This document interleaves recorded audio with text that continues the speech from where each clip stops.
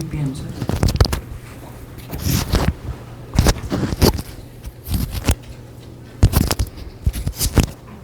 So torque is rotational analog of force. What force play a role in translatory motion? Same is the role played by किसका? Torque का in case of rotational motion. अगर आपको याद होगा जब हमने discuss किया था ट्रांसलेटरी मोशन, ठीक है, ट्रांसलेटरी मोशन में हमने डिस्कस किया था कि हम वहां पे फोर्स के बारे में पढ़ते हैं और वो फोर्स किसके बराबर होता है? मास इनटू एक्सेलरेशन, ठीक है ना sir. Mass there it is the measure of inertia. Acceleration जो कौन सी होगी यहाँ पे? Linear acceleration. ए हमारे पास कौन सी एक्सेलरेशन है sir? It is linear acceleration. Linear acceleration, ठीक है. So force is required for a body to have a linear acceleration. अगर एक बॉडी में अगर आपको चाहिए क्या सर? लीनियर एक्सेलरेशन, तब आपको किसकी जरूरत पड़ेगी सर? फोर्स की, ठीक है ना. So measure of linear acceleration in a body हम कैसे निकालते हैं sir? Using the force. Same is the case अगर आपके पास क्या होगा सर? रोटेशनल मोशन, तब हम यहाँ पे किसके बारे में डिस्कस करते हैं sir? That is regarding the torque, ठीक है. सो टॉर्क हमारे पास क्या है sir? It is the rotational analogue. जिस तरह कल हमने इससे पहले जो डिस्कस किया था angular momentum, that is the rotational analog of किसका है sir? linear momentum. So what linear momentum plays role in translatory motion? Same is the role played by angular momentum in angular motion, या आप कहोगे यहाँ पे rotational motion, ठीक है. अब टॉर्क कहाँ पे यूज हमारे पास होता है sir? Torque it is a measure of rotating effect. rotating effect. एक बॉडी में जो रोटेशनल इफेक्ट आता है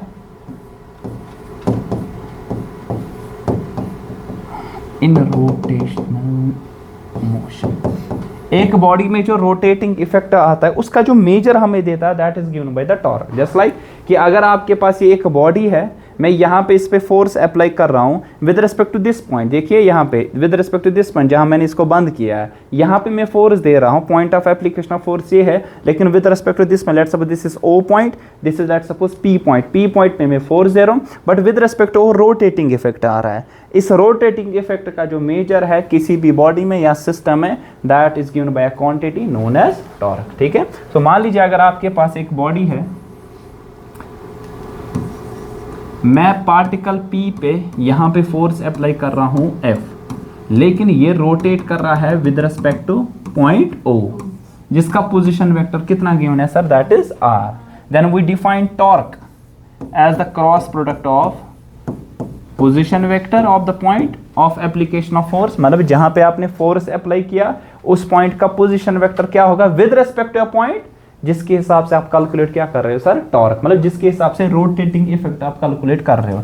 सो R क्रॉस F आ जाएगा आपके पास यहाँ पे, ठीक है ना. It's not equal to F cross R. बताओ क्यों? क्योंकि आपको मालूम है क्रॉस प्रोडक्ट की डायरेक्शन जो हमारे पास है इंपॉर्टेंट होती है. A क्रॉस B कभी भी नहीं बराबर होता है B क्रॉस A, लेकिन A डॉट B हो सकता है बराबर क्या? B dot A. क्यों? क्योंकि क्रॉस प्रोडक्ट एक वेक्टर क्वांटिटी है, डॉट प्रोडक्ट हमारे पास एक स्केलर. स्केलर क्वांटिटी, दो वेक्टर्स का अगर डॉट प्रोडक्ट करेंगे आंसर स्केलर निकलेगा. अगर मैं वर्क निकालूं force dot displacement, answer suppose 10 joule निकला.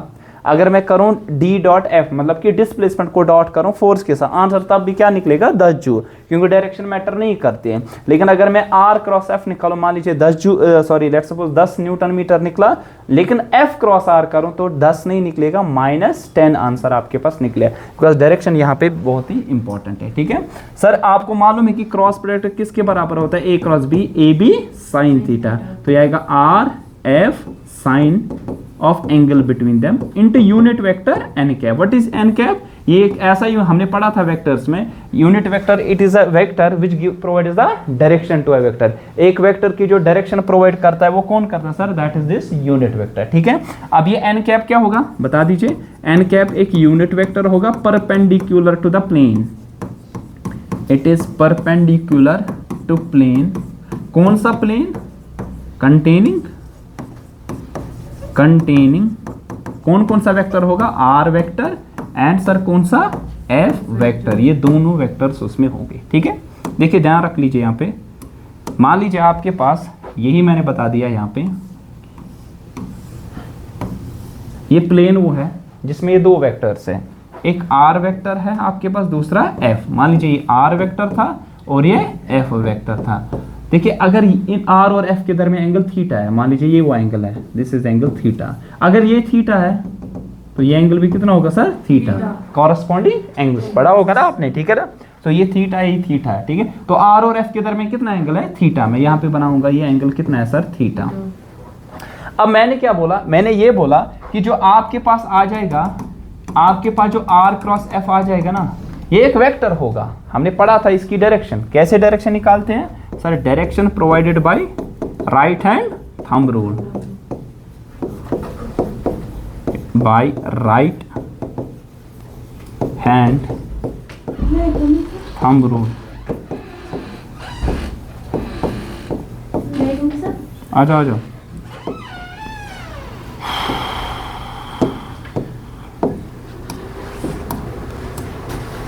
सो direction it is provided by, कौन प्रोवाइड करता है sir, right hand thumb rule. What right hand thumb rule states that, what right hand thumb rule states that, right hand thumb rule ये कहता है if you have two vectors, ठीक है ना, are और एफ यहाँ पे है, जिस तरह ए क्रॉस बी हमने देखा था वहां पे। मान लीजिए आपके पास दो वेक्टर्स है, if the curling of your fingers gives the sense of the cross product. यहाँ पे मुझे क्या करना है सर, आर क्रॉस एफ। मुझे अपनी जो फिंगर्स है ना, इनको कहाँ की तरफ से घुमाना है, जिस जहां से आप क्रॉस करना चाहते हो, आर से लेकर एफ तक। तो आर से एफ तक आप अपनी इन फिंगर्स को घुमा दो।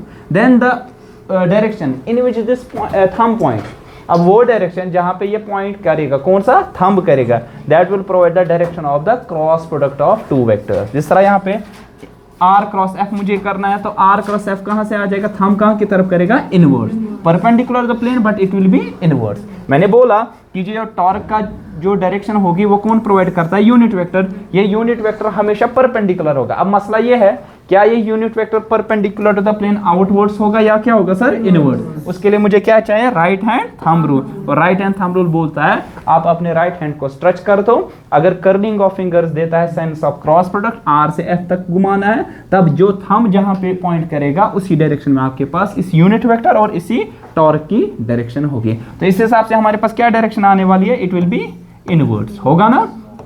सो टॉर्क की डायरेक्शन इनवर्ड्स आएगी, वो यूनिट वेक्टर भी क्या होगा सर, इनवर्ड्स ही होगा यहाँ पे, ठीक है। सो tau will be here inwards. So torque यहाँ पे आपके पास इनवर्ड्स होगा, ठीक है।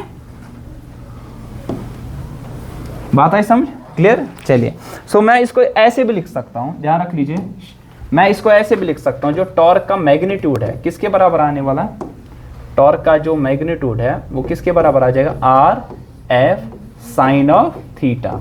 लिख सकते हैं ना, इसको ऐसे भी लिख सकते हैं टॉर्क को, देखिए R sine theta into F लिख सकते हैं। हाँ, मैग्नीट्यूड से लिख रहा हूँ, ये डॉट वॉट नहीं, ये सिंपल मल्टीप्लीकेशन है। अच्छा, मैं इसको ऐसे भी लिख सकता हूँ, जानते हो, आर साइन, इसको ऐसे लिखे R into F sine theta लिख सकते हैं, तब भी लिख सकते हैं, ठीक। अच्छा, अब मुझे बता दो ये चीज क्या है। देखिए ये था हमारे पास आर वेक्टर था ना सर, ये उस आर, और यहीं पे हमारे पास कौन सा वेक्टर था, एफ। अगर आपको याद होगा ये हमारे पास एफ वेक्टर था, ठीक है, ये हमारे पास एफ वेक्टर था, ठीक। अब मुझे बता दो ये आपके पास पॉइंट ऑफ एप्लीकेशन था, क्या था sir, O sir, with respect to which you are supposed to calculate the torque, और पी पॉइंट पे आप क्या अप्लाई कर रहे थे सर, फोर्स। अब मुझे, क्या ये परपेंडिकुलर डिस्टेंस इनके दरमियान है, नहीं, ये है इनके दरमियान परपेंडिकुलर डिस्टेंस, कौन सी, ये वाली आर परपेंडिकुलर। ये एंगल कितना था सर, थीटा। जरा यहां साइन थीटा का वैल्यू निकालो, परपेंडिकुलर बाय हाइपोटेन्यूज। तो आर परपेंडिकुलर किसके बराबर आएगा, आर साइन थीटा आएगा ना। तो मैं लिख सकता हूं इस आर साइन थीटा के वाले आर परपेंडिकुलर, हाँ लिख सकते हैं। तो मैं लिखूं टॉर्क किसके बराबर होगा, आर परपेंडिकुलर इंटू फोर्स, या इसको ऐसे लिखा जाएगा F perpendicular R into F perpendicular लिखा जाएगा ना। What is this thing, force arm, force arm. What is force arm, perpendicular distance between the point of application of force and the point with respect to what you are supposed to calculate the torque in दो point, मतलब point P S निश्चित में force, point P के पास मैंने क्या दिया sir, force, और point ओ के हिसाब से मैं क्या कैलकुलेट कर रहा हूं सर, टॉर्क। ये मन दरमियान को परपेंडिकुलर है, क्या ये है, नहीं, ये तो लंबी डिस्टेंस, सबसे शॉर्टेस्ट डिस्टेंस कौन सी होती है, परपेंडिकुलर डिस्टेंस। तो आगे की है, एक या दरमियान परपेंडिकुलर डिस्टेंस यीचाहन। ठीक है, मैंने वही लिखा, ये फोर्स आर्म को परपेंडिकुलर डिस्टेंस कम दोन दरमियान। ठीक है, देखिए ये डिस्टेंस या ये डिस्टेंस ये सेम है। एक ना कि अगर मैं लाइन त्राइट पटी होता है ऐसे और यहाँ से यहाँ तक लाइन डालूं, ये डिस्टेंस के दरमियान सारे होता है शॉर्टेस्ट, दैट्स परपेंडिकुलर डिस्टेंस। ठीक है, अब वही मैंने कहा कि आपके पास जो टॉर्क का वैल्यू आ जाएगा, it will be force arm that is the perpendicular distance into the force simply. ठीक है, तो इनटू करेंगे हाँ फोर्स, या इसको ऐसे लिखा जाएगा, और what is this, it is the distance into what is will be this, शाबाश, it will be force arm, है ना सर। मगर को ये फोर्स आर्म क्या होगी, it will be the perpendicular component, होगा ना इसके एफ परपेंडिकुलर, जिस तरह यहाँ आर परपेंडिकुलर। ये चीज हमने सीखी थी जब हमने किसके बारे में पढ़ा था, एंगुलर मोमेंटम के बारे में पढ़ा था। कहाँ, यहाँ पे हमने डिस्कस किया था, ये देखिए एंगुलर मोमेंटम। यहाँ पे भी हमने पढ़ा था किसके बारे में सर, आर परपेंडिकुलर। अब मसला ये है, यहाँ पे क्या था, R cross P, P is the linear momentum, वहां है R cross F, where F is the force. सिर्फ इतनी ही डिफरेंस है, डायरेक्शन सब कंसेप्ट क्या आ जाएगा सर आपका सेम आने वाला है। ठीक है, ये बात आई समझ। अच्छा, इसका ऐसा यूनिट क्या आएगा, इसका ऐसा यूनिट बोलो, टॉर्क किसके बराबर होता है, force into force arm. Force का यूनिट क्या है, न्यूटन, फोर्स आर्म डिस्टेंस है तो न्यूटन मीटर, ये माइनस नहीं है, आधे बच्चे फिर माइनस लिखते हैं, न्यूटन मीटर ऐसे। अच्छा, इसके डायमेंशंस क्या आ जाएंगे, m1 L2 T-2। वर्क और टॉर्क के सेम डायमेंशंस होते हैं। ठीक है, वर्क हो टॉर्क हो, इन दोनों के डायमेंशंस क्या है, सेम। पूछा जाता है which of the following have the same dimensions, तो 2 या 3 क्वांटिटीज के वहां पे आपके दिए जाते हैं और अल्टीमेटली उनका देखना पड़ता है कि इनके आपस में क्या है सर, सेम। कभी 2 के कभी 3 के ऐसे हो जाते हैं। ठीक है, अच्छा एक इंपॉर्टेंट पॉइंट, नोट क्या नोट सर, नोट हमने पढ़ा कि जो मूवमेंट ऑफ इनर्शिया है ना आई, ध्यान रख लीजिए, मूवमेंट ऑफ इनर्शिया जो कि किसके बराबर sir, I. Movement of inertia it is calculated with respect to an axis, है ना, calculated with respect to an axis. Movement of inertia को एक एक्सिस के हिसाब से क्या किया जाता है सर, कैलकुलेट। लेकिन कल पढ़ा हमने इससे पहले एंगुलर मोमेंटम एल और टॉर्क जो कि टाउ से डिनोट किया, अभी ये दोनों कैसे कैलकुलेट किया जाता है, with respect to some point. Very important, मुझे टॉर्क कैलकुलेट करने के लिए, एंगुलर मोमेंटम कैलकुलेट करने के लिए एक्सिस की जरूरत नहीं पड़ती है। मुझे किस चीज की जरूरत पड़ती है, जो पॉइंट आपके पास है जिसके हिसाब से आप क्या कैलकुलेट कर रहे हो सर, यहाँ पे टॉर्क या एंगुलर मोमेंटम। लेकिन मूवमेंट ऑफ इनर्शिया अगर आपको याद होगा, हम यूजुअली किसके हिसाब से कैलकुलेट करते हैं movement of inertia, with respect to an axis which passes through the centre of mass. Usually values को हम याद तम तथ एक्सिस पैटर्न जो कि पास कहां से होती है सर, एक्सिस ऑफ रोटेशन जो होती है वो पास किससे होती है, सेंटर ऑफ मास। हम किसी भी एक्सिस पे निकाल सकते हैं, उसके लिए हमने 2 थ्योरम्स पढ़ी थी, theorem of parallel axis and दूसरी कौन सी, थ्योरम ऑफ परपेंडिकुलर एक्सिस। ठीक है, लेकिन जो टॉर्क है या एंगुलर मोमेंटम है, यहाँ पे आपको रिक्वायरमेंट नहीं है, किस चीज की सर, नहीं रिक्वायरमेंट है एक्सिस की, सिर्फ पॉइंट पता होनी चाहिए जिसके हिसाब से यहाँ पे आप कैलकुलेट करना चाहते हैं। तो वो जो दास्तान थी हमारे पास है, parallel axis theorem, perpendicular axis theorem, 2-4 axis, यहाँ पे वो जरूरत नहीं पड़ेगा। आपको टॉर्क जब भी फाइंड करना होगा with respect to point calculate करना पड़ेगा। ठीक है, आया का समझ, कंफ्यूजन मुझे क्लियर छा। चलिए, अच्छा अगर बहुत सारे कपल्स हो गए, मतलब पेयर, कपल का मतलब होता है पेयर, पेयर ऑफ फोर्सेस, तो बहुत सारे यहां 2 टॉर्क्स आएंगे ना, है ना। मान लीजिए आपके पास एक रॉड है, मान लीजिए आपके पास रॉड है और यहां पे आपके पास, आपने देखा है लीवर यूज करते हैं ना, है ना, कशर पर क्या बनाता, लीवर यूज करते हैं, उसको कश्मीरी में क्या कहा जाता है, हैं, लीवर ताच वना संबल कशर पर बुझम शुना नहीं। आपने देखा होगा, हमने पढ़ा था एनएलएम में, न्यूटन्स लॉज ऑफ मोशन में, पुली है ना। पुली किसे कहा जाता है? जिससे वो पानी चढ़ाते हैं, जो कुएं के ऊपर होता है। कुएं के ऊपर होता है। हाँ सही बात है, ये सही है, मगर ये उसकी डेफिनेशन नहीं है। पुली का था ना कहते हैं, पुली किसे कहा जाता है? राजा सिट्रिन का था ना, सिट्रिन का था ना। अगर पुली गए राज, सिट्रिन का था ना,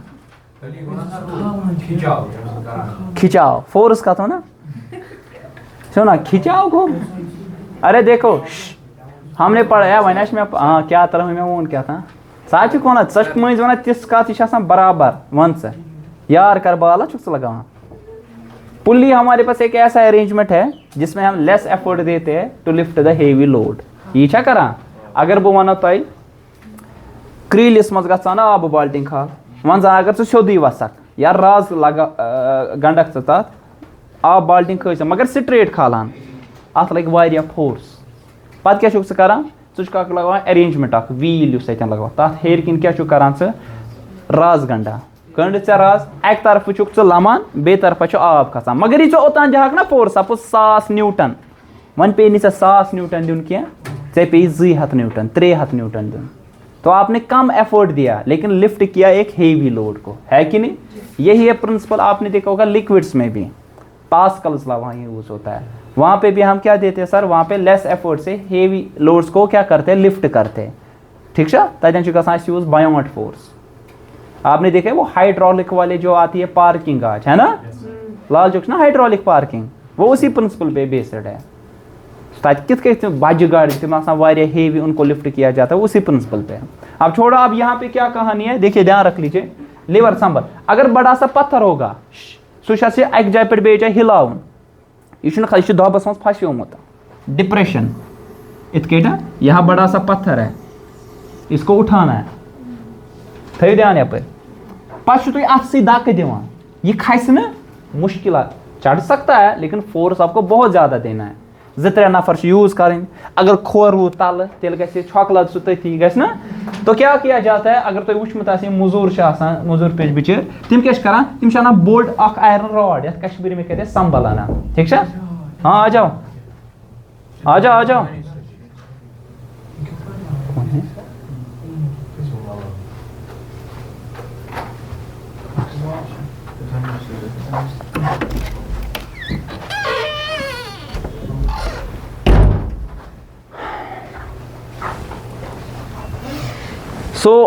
वो लाते एक आयरन रॉड को, या कशर पे क्या वन संबल, वो आयरन रॉड को लाते हैं पे थवा कन फुल हो, हाँ क्या नोकीली, सह तम रंग नोकील, यह अच अंदर पान। ठीक है, मतलब आपको यहाँ पे जो आपके पास पॉइंट ऑफ कांटेक्ट है वहां तक पहुंचे वो। ठीक है, पत क्या करान ये दिवान फोर्स, पे ये तरफ दिवान फोर्स है ना, यहाँ पे क्या देते हैं एफर्ट, और यहाँ पे क्या आपके पास होता है लोड। इसे पत अगर ये फोर्स ना तम दिवान एफर्ट वन यूत अम ब्रो पे ना मे दिन फोर्स, सपोज मुझे 1000 न्यूटन देना पड़ा, यह गया लिफ्ट सपोज, अब इसको 1000 नहीं देना पड़ेगा, इसको उससे कम देना पड़ेगा, मान लीजिए 500 600 700, तो इसने एफर्ट क्या दिया कम, लेकिन हेवी लोड को लिफ्ट करेगा। तो ना पर से लीवर प्रॉब्लम पर से लक्चार ना पढ़ा 8th क्लास मज नहीं पढ़ी है, अब वहां टॉर्क नहीं पढ़ते हैं। हाँ हाँ हाँ, क्या माना, मास प्रमोशन गया, मास प्रमोशन गई क्लास पढ़नस मा गई। हाँ अरे ये नहीं है सिलेबस में, ये कंसेप्ट है। तेल वो कह टूक टेबल वन तम दस आम तो हाँ ना, अक दह वोन मीस दोस्त डिवाइड कर, दोनों खुदा रसूल की कसम उस दिन नहीं आया था। वो मास प्रमोशन, ये 12th का 11th गई हालत खराब, मे होग पोरुत, पे वनक 12th मज क्या और योर, पे 12th में एंट्रेंस गर सख्ती मे होग बेर कर। रखो ध्यान यहाँ पे, अब यहाँ पे ये एंड एक है, यहाँ पे फोर्स लगेगा, इसको लगे ना, मैं तो त्रकर छो वुचम तराकर आखिस यपर ब्याख यपर डिजिटल तराकर